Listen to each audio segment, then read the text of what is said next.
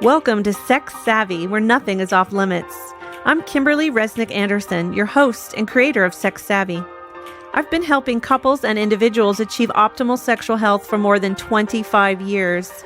I am ready to share my unique insights and sex-positive approach with the world.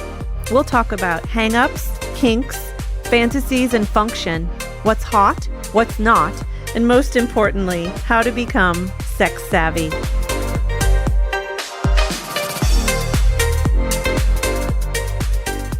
Hello, and welcome to this week's episode of Sex Savvy. I'm your host, Kimberly Resnick Anderson. I just want to start this episode with a formal trigger warning. This episode does contain graphic material and specific details about actual murder cases involving sexual torture and necrophilia.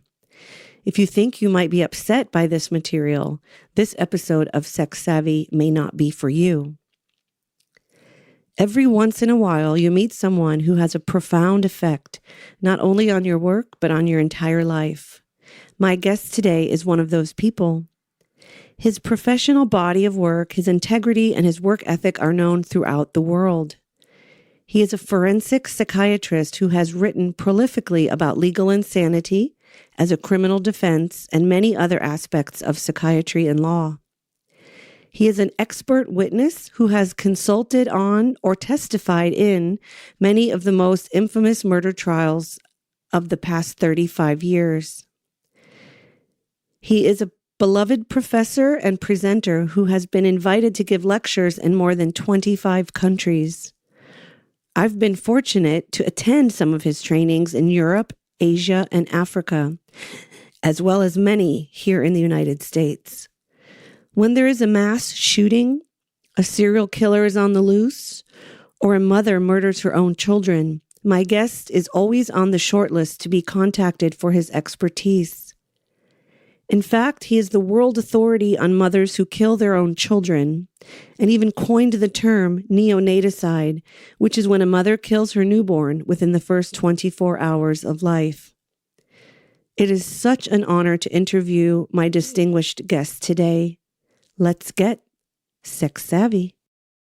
I have a very special guest today on Sex Savvy. It's Dr. Phillip Resnick, who is a professor of psychiatry at Case Western Reserve University in Cleveland. And he has published over 200 articles and book chapters in the field of forensic psychiatry. He has testified or consulted in many major national murder trials, including the Unabomber, the Susan Smith trial, the Andrea Yates trial. You may remember a woman in Texas who drowned her 5 children in a bathtub. He also testified in the Oklahoma City trial with Timothy McVeigh. He consulted in the James Holmes trial. You may recall the shooting at the movie theater in Aurora, Colorado. So he's definitely someone that is brought in to offer his expertise and opinion in any sort of major mass murder or serial killer type of situation. And I'm so thrilled to have him on my show. He also happens to be my dad. So welcome, Dr. Resnick. Welcome, Dad, to Sex Savvy. My pleasure. Okay. People often ask me what was the inspiration for me to go into this, at times, dark field. And certainly, Dad, your work has influenced me in a profound way. So I thought it would be fair to get you in the hot seat and talk about your work so others can appreciate how it might have influenced me and what your contributions have been to the field, which are certainly many. So today I want to focus on aspects of sexual torture and how there are some themes and traits that are common between some of these criminals, and I'm hoping that you can shed some light on that. I think today we will focus on a couple of major cases, and I would invite you to share about your role and also your insights into some of these crimes. So are you ready to go? I'm ready. Okay. Let's start by talking about the infamous Jeffrey Dahmer. Well, Jeffrey Dahmer, as you may recall, in the 1990s was convicted of killing a great many men who had been picked up by him in homosexual relationships, such as at bathhouses and gay bars. And he was someone who actually grew up near the Cleveland area and then moved to Wisconsin. He had a particular need of a certain type of victim where they had a certain kind of a slender body that he was excited by. And his goal was to engage in sexual behavior just the way he wanted to be excited. And sometimes when he would pick up partners in a gay bar, they would want to have sex the way they wanted to. So he began putting a sleeping pill in their drink, crushed up. They wouldn't know about it. Then he could have sex with them while they were unconscious, the way he wanted to. And however, some of them woke up, realized they'd been drugged, and beat Dahmer up. So he decided that in order to have perfect control, while they were unconscious, he drilled a small hole in the top of their skull, because he'd heard of like chemical lobotomies. He poured weak hydrochloric acid into the skull with the goal of having like a living zombie where he could control them. Unfortunately, when he did that, they would develop infections in the brain and die within 2 or 3 days. But rather than waste a good body, he would continue to have sex with them, cut them up. For example, he would take a penis and preserve it on a little plaque and continue to have sex with the dead body.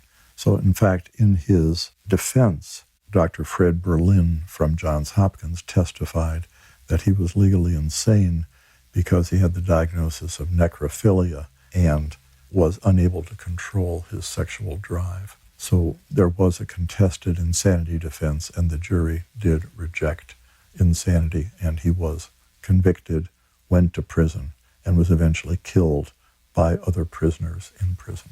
So you testified for the prosecution. Actually, I consulted for the prosecution, but did not give testimony. Okay. And your position, your opinion was that he was not legally insane? That's correct. And that's what ended up being found by the court? Yes. And just to give you a little more of my thinking on that, even someone who has necrophilia, which is a sexual attraction to corpses, may have a strong need to carry out those acts. But rather than kill human beings, some will work in morgues and have sex with dead bodies, or they'll be a funeral assistant, or some even dig up bodies that have been buried. So there's not a need to actually kill people to satisfy yourself as a necrophiliac. I think when people hear the name Jeffrey Dahmer, they kind of shudder. I think the range of interests that he had and the way that he carried out his crimes were so disturbing to so many people, like a horrific nightmare. Would you agree that Jeffrey Dahmer was one of the most disturbed people you've come across? Or would you say you've met, dozens of people at that level of disturbance? Well, Jeffrey Dahmer was not actually psychotic. He was clearly in touch with reality. He was able to cover his tracks. He knew what he was doing. He simply had a particular sexual drive. He was bright enough, a little above average intelligence. And he, for example, chose people, gay men or teenagers, to pick up who would be least likely to be missed and have major police investigations. He was very strategic and predatory. Right. So he would take people who were immigrants or runaways where they wouldn't be missed. So Didn't he also kidnap some people? No. He would get them to his home voluntarily, and that's when he would seek to take complete control of them. And he had these interests quite early. For example, he had sex with a dog and dissected a dog as a teenager and had these interests, and his first killing was before he graduated high school. That aligns with my clinical work. All of the men that I've treated with paraphilia have had those interests prior to puberty.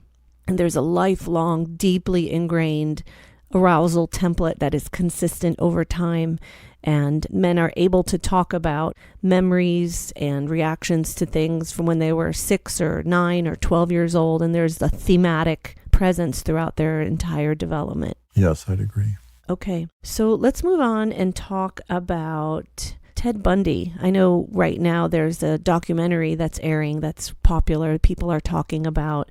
What is your sense of Ted Bundy?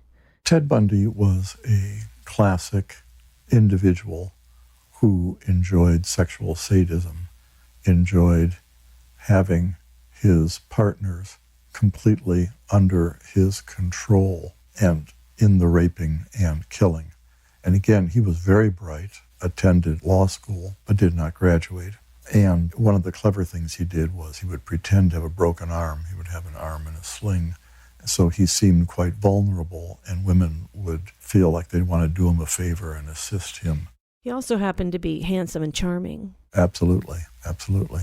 So he is someone who was a classic serial murderer. The bulk of serial murderers in the United States are sexually motivated. Okay. And what happened to him? He was ultimately convicted in Florida, and he did a lot of negotiating, trying to say, I'll tell you where other bodies are buried if you take the death penalty off the table, and arranged a number of delays and appeals, but ultimately was executed in the state of Florida. Okay. You consulted on the Elizabeth Smart case. You gave an opinion as to the man, Brian Mitchell, who kidnapped her, correct? I was a consultant to the defense attorneys, yes. Can you speak about that case, please? Well, I think, again, people may recall in the media, Elizabeth Smart was a young teenager, about 14 or 15, when she was kidnapped out of her own home. Her sister was actually in the same room, and the kidnapper came into her home, covered her mouth and took her out. He had stalked her. He had observed her. He was a variation of Mormon. He had his own ideas that he could have multiple wives, and his wife participated with him in the abduction and holding her for several years. And she finally had an opportunity to escape and did so. So he repeatedly raped her. Of course, he tried to rationalize it as it was within his authority as a religious figure that he could have multiple wives.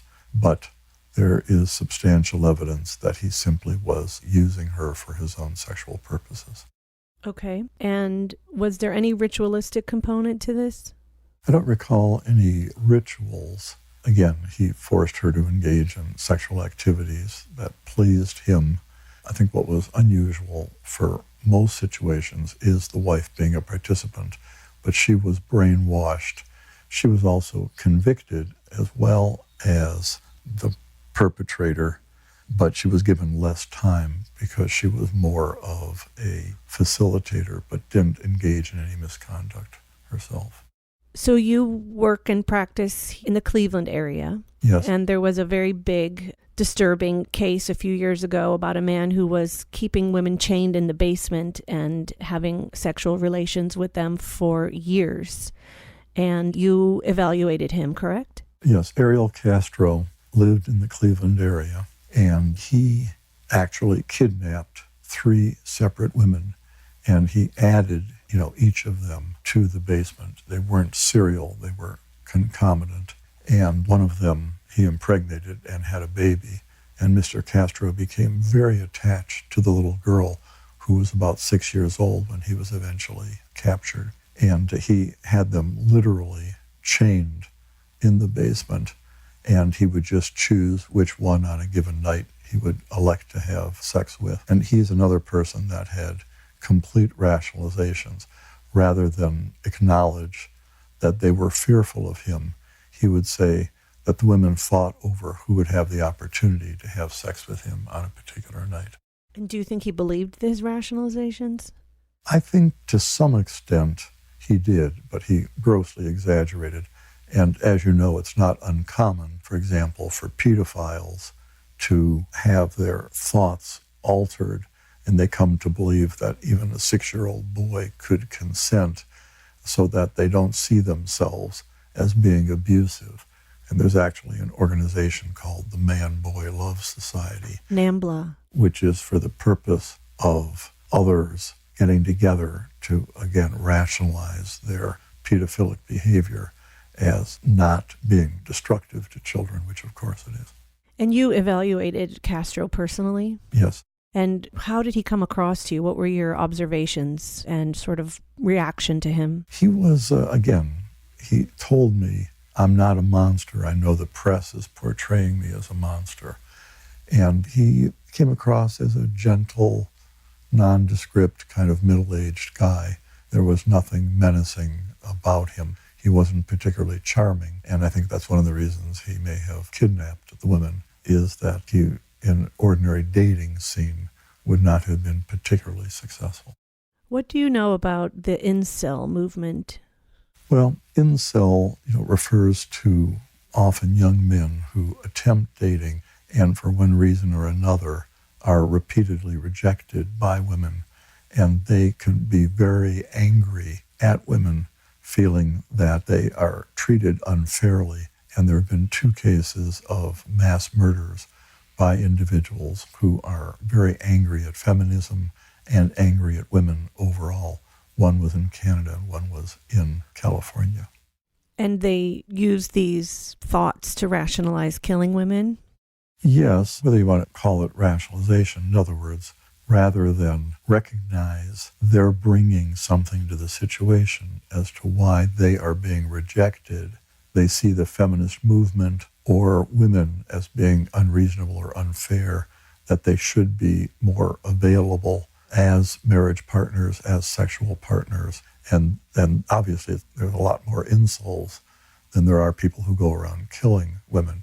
So it's a small minority who are so upset by their situation that they actually become violent to women. Okay. Let's talk about the Casey Anthony trial.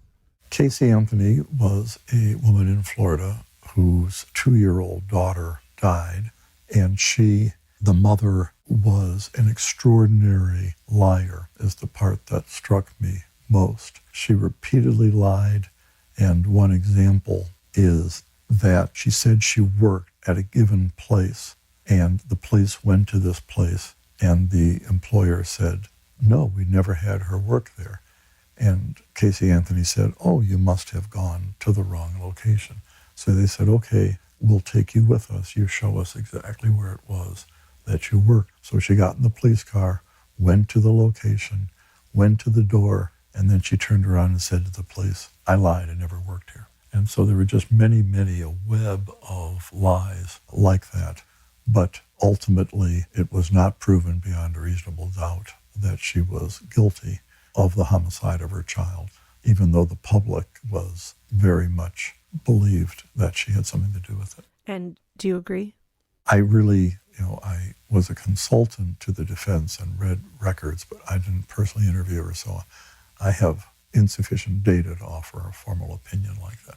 Speaking of lies, you testified in the Susan Smith trial, the woman who claimed that her boys had been kidnapped and ultimately was found that she had killed them. I actually didn't testify in that trial, but I did evaluate Susan Smith for 8 hours for the defense. And Susan Smith was going through a divorce. It's actually quite an interesting story. She was going through a divorce, and she worked in this very small town in South Carolina, Union, South Carolina.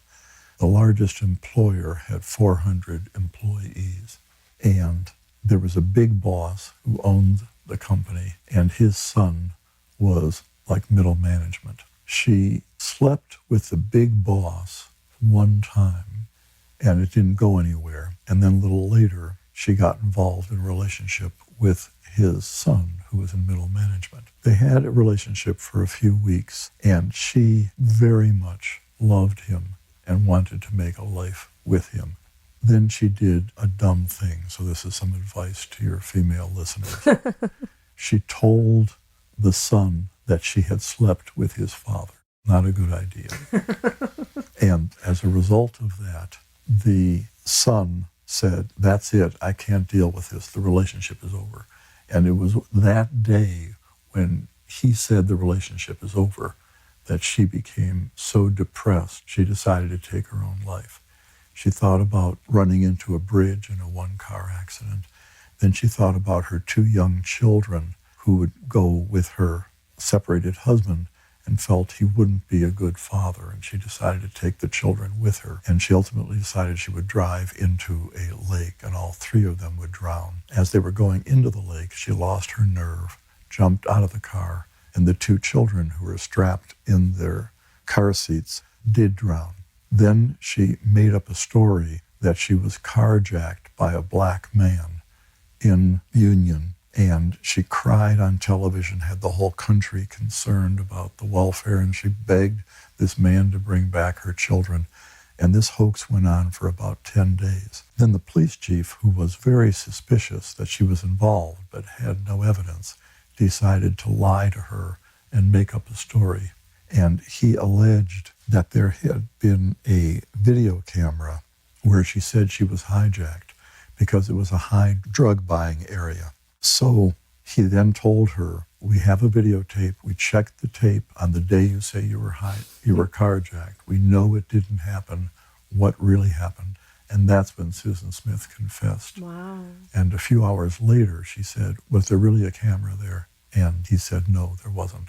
But by that time, they knew what lake, and then they dragged the lake and found the bodies of the 2 children. And she attempted an insanity defense, correct? She was evaluated by me for an insanity defense, but the defense attorneys recognized that they were very unlikely to be successful, and she was indicted on death penalty. So the defense decided to put all its effort into making her sympathetic and mitigating circumstances so that she would not get the death penalty. So rather than trying an insanity defense, they brought in all their mental health testimony on the issue of she's not worthy of getting the death penalty. Her husband testified he wanted her to get the death penalty, her separated husband. But the upshot was that she was found guilty, sentenced to life, but did not get the death penalty. A little postscript here is that she managed to get pregnant by a corrections officer while she was in prison. Speaking of mothers who kill their children, you were a pivotal witness in the Andrea Yates trial. Can you speak about that? Yes, Andrea Yates was a nurse in a cancer hospital, Anderson Hospital in Houston, Texas. She received high ratings in her work, was a very sympathetic, empathetic person. She had 5 children with her husband, Rusty, who was an engineer, and she had bipolar illness. She had emotional reactions, psychiatric problems after her 3rd and 4th child. Her treating psychiatrist said, don't have more children. Once you have postpartum depressions twice, it's very likely to affect you. But due to her husband being strongly religious and literally believing in be fruitful and multiply, they decided to have a 5th child. They had the 5th child. She had a serious depression with delusional ideas. And the delusional ideas were that, first of all, she was deeply religious and believed that the age of 10 was the age of accountability, and that if her children continued on their paths at age 10, they would literally end up in hell. And she believed that it would be better for her children to be with God for all eternity by taking their lives before the age of 10. She had a delusion that her oldest son would be a serial killer, another son would be a mute homosexual prostitute, and she had very psychotic beliefs about how each of her children was going to end up in hell, even her 6-month-old daughter. So she drowned her 5 children. She did it lovingly. For example, the 5-year-old son was a particularly good big brother to the 6-month-old baby girl. So when she drowned each child and then placed them on her bed, she placed the 6-month-old girl in the crook of the arm of the 5-year-old brother. so he would look after her in heaven. She did go to trial with an insanity defense, and the first jury rejected the insanity defense by a vote of 10-2, and then convicted her but did not sentence her to death. Due to an error by a prosecution psychiatrist, the Texas Court of Appeals overturned the verdict, and there was a second trial. At that point, she was no longer tried with death penalty specifications. And in the second trial, the jury found her not guilty by reason of insanity. So she remains in a psychiatric hospital in Texas at this time. You were one of the first people to evaluate her in jail? Yes, I saw her within 3 weeks of the crime itself. So she was still in the same mental state as when she killed her children. The prosecution expert didn't see her till 5 months later, and by that time she was tearful and realized that she had needlessly killed her children because she was no longer psychotic after treatment. Do you have emotional reactions to these cases, or do you have very good boundaries? I actually have a particular interest in child murder by parents, and I've seen like maybe 80 cases. So there's nothing worse than a child dying before a parent. So anytime a child dies before a parent, it is a terrible loss. In fact, there is a name. If a child loses their parents, they're an orphan. If a woman loses her husband, she's a widow. But there is no word for parents who lose a child because it's unspeakable in a sense. So losing a child is terrible. If you lose a child to suicide, it's much worse because the parents beat themselves up. They should have seen it coming. What did they do? And then the ultimate experience for a parent is to be the instrument of your own child's death. So these women have a very hard time forgiving themselves and going on with their lives, and some do commit suicide. So because of working with this group in particular, they are often very emotional. They're tragic situations. So I think that through the years, working with mass murderers, serial murderers, and child killers, have developed a thicker skin where I don't become as emotional as, for example, people I take in training with me have a much stronger reaction. But I, at this point, am somewhat less emotional. Somewhat desensitized? Yes, somewhat desensitized. Friedrich Nietzsche said, "He who fights monsters must be careful not to become a monster himself." And so I think about that, but it's too late for me. I often share that when I would go to sleep at night, I would hear you dictating your murder cases, and I called it lullabies of murder.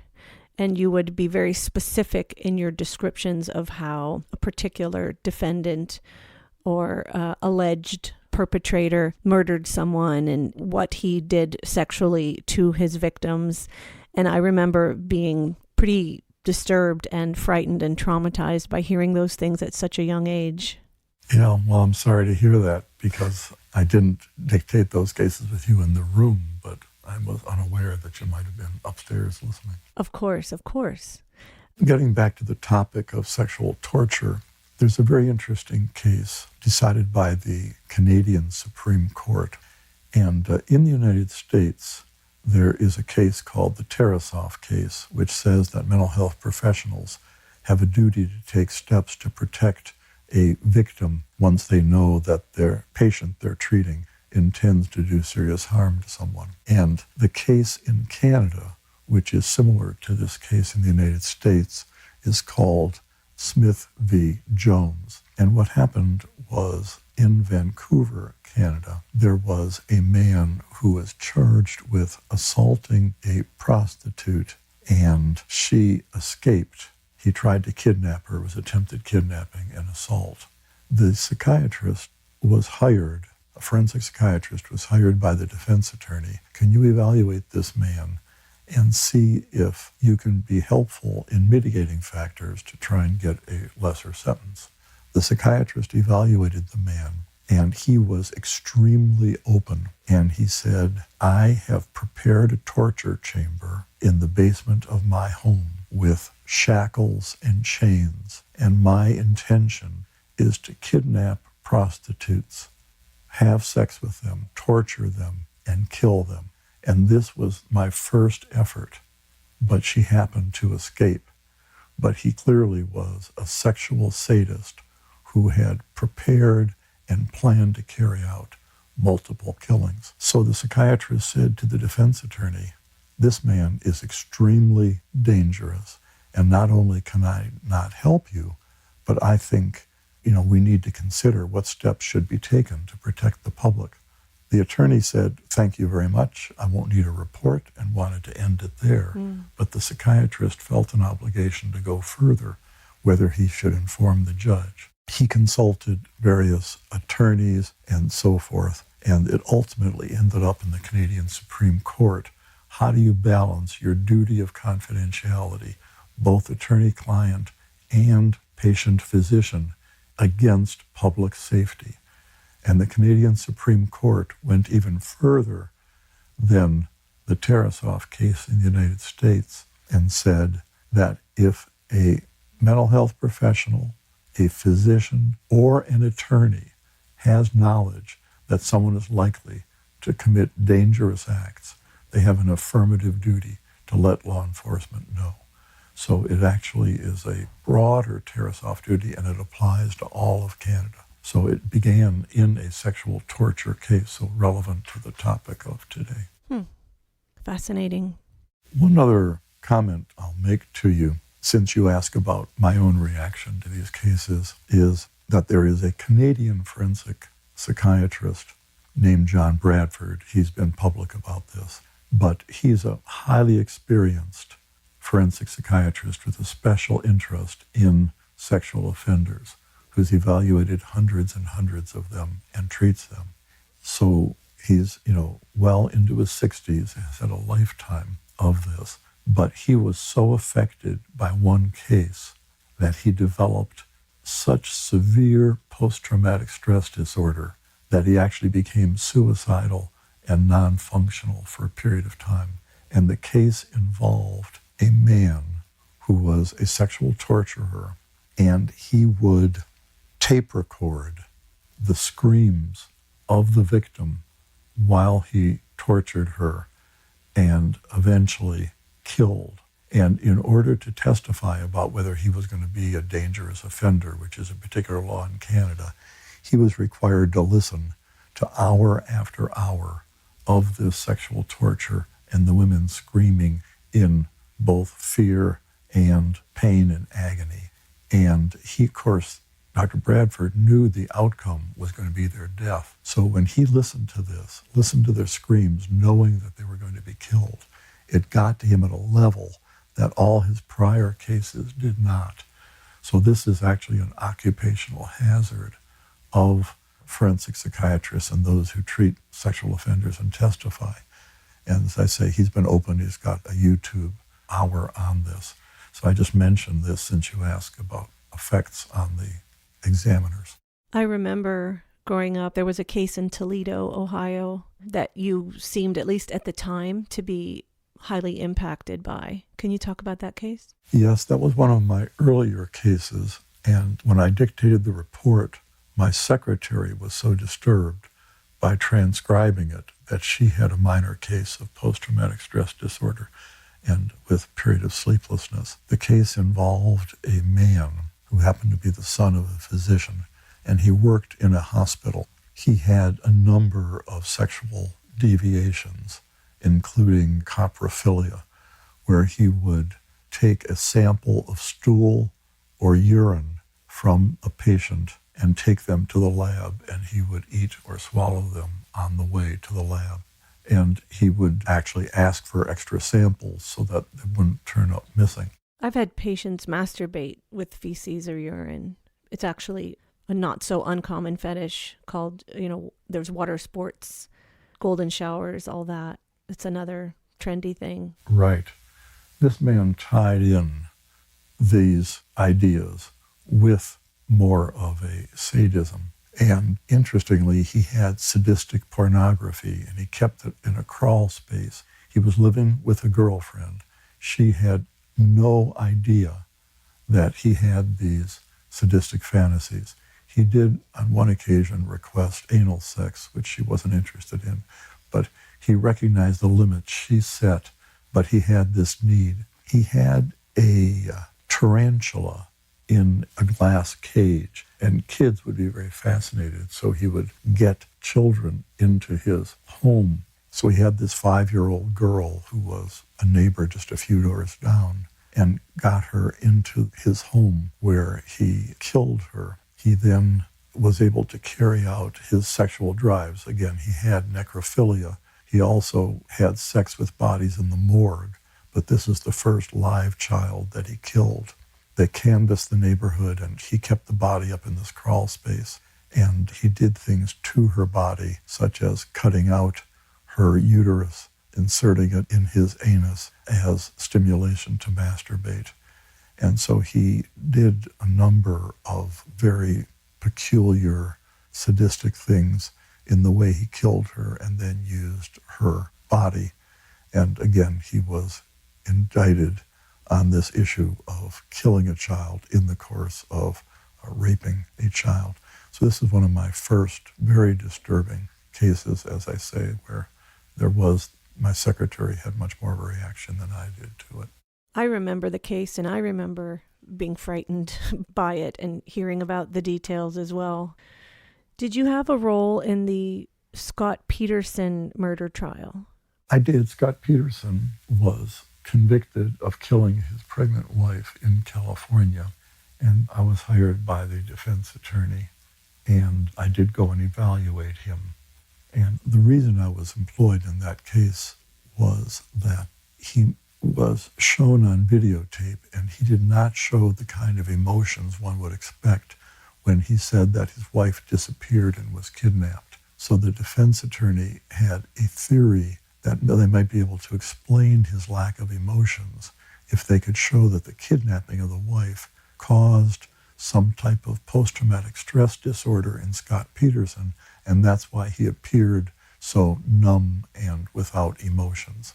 I did interview him, and what he conveyed to me did not show post-traumatic stress disorder, and in fact, he revealed more background which caused him to look more guilty rather than less guilty.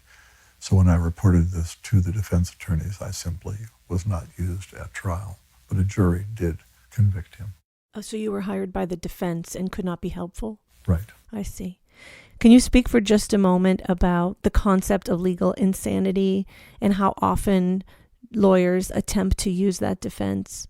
Yes, there is a lot of misconception because when there is an insanity trial that's contested, that is, there are experts on both sides, it is a dramatic experience. It is a morality trial, and there's a lot of press coverage, so that the public estimates over 20% of trials are insanity trials. In reality, insanity is only raised in 1% of felony trials, and it's only successful between 15 and 25% of the time.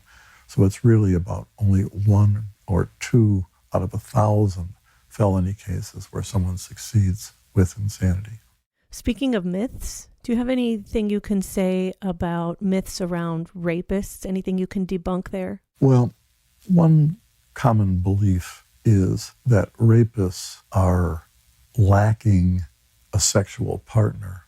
So sometimes people think, well, if we made either prostitutes available or taught someone better social skills so they could pick up partners who were consenting, they'd be less likely to rape. But in reality, rapists need to rape, and even though they may have a partner available, they may be married, have an available sexual partner, the need is to terrify and take sex rather than simply have an available sexual partner. I find that true as well. Even with my male patients who are unfaithful, they often have wives and partners who are receptive to them sexually and even open to whatever they're interested in. But there's something about the psychological dynamic of being with someone other than their partner who's available to them. Certainly. Infidelity is its own broad area as to what people get out of it. people assume that when someone's unfaithful, it's because they're not having sex in their relationship. But I talk to a lot of wives of sex addicts, and they say, we have sex regularly. I'm open to anything. We're very adventurous. And yet there's this separate need. So I'm sure with rapists, it's even much more complicated. When you mentioned that, I'm just reminded of one Italian man I saw in my office, and he needed to have sex 3 times each day. Mm-hmm. And his wife was willing to go along with sex once a day. Mm-hmm. So he would have sex with her once a day, masturbate once a day, and be unfaithful once a day. Yep. That's just one end of the spectrum of just a highly driven sexual partner. Yeah, I have many current cases very similar to that I'm treating right now. Yeah. So I remember traveling with you when you would give lectures around the world, hearing you teach and talk about these cases. And I often feel like in your absence, I could get up and actually give one of these presentations. And you and I have actually spoken together as a father-daughter team on a number of occasions. And someone referred to us, I don't know if you remember this, someone referred to us as Sigmund and Anna Freud. And you said, I prefer Frank and Nancy Sinatra. Do you remember that? No. Yeah, you said that. So I like to tell people between the two of us, we have the id covered. You handle the murder, I handle the sex, and we get those libidinal impulses taken care of as a duo. Very good. Well, thank you, Dad, for sharing some of your insights. I know there are many other cases that you've played a role in, the Oklahoma City bombing and the Unabomber. You actually went into his cabin in the woods and read his manifesto and saw the typewriter that he typed it on. So you have lots of stories, and many people are hoping you'll write a book one day. Well, thanks. It's been a pleasure to be interviewed by someone of such a close relationship. Okay, Dad. Well, thank you for joining me today on Sex Savvy, and I'll see you tonight for dinner. All right. Bye now.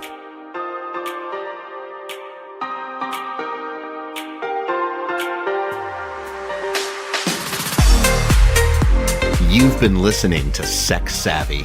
If you find value in this podcast, please like, follow, share, comment, or review on your favorite podcast app.